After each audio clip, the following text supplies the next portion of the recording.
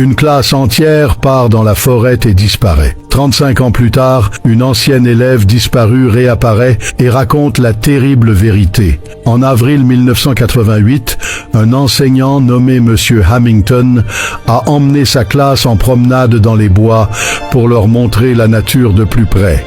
Mais quand l'heure de la fin de la classe est arrivée, Monsieur Hamilton et ses 23 élèves n'étaient pas revenus.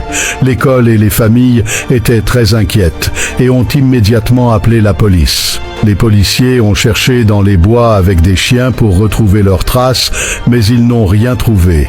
Malgré tous leurs efforts, personne n'a pu retrouver M. Hamilton et les enfants. Après plusieurs semaines, la police a dû arrêter les recherches pensant qu'ils étaient perdus à jamais. Les années ont passé et les familles continuaient de souffrir. Puis, 35 ans plus tard, une femme nommée Sophie Ryder est revenue en ville en disant qu'elle était l'une des élèves disparues. Hélas, ce qu'elle va raconter est terrible, tout le monde était choqué. Les gens sont très curieux et un peu confus. Sophie, l'ancienne élève, va au poste de police pour expliquer son histoire. Sophie dit qu'elle a survécu dans une grotte avec ses amis.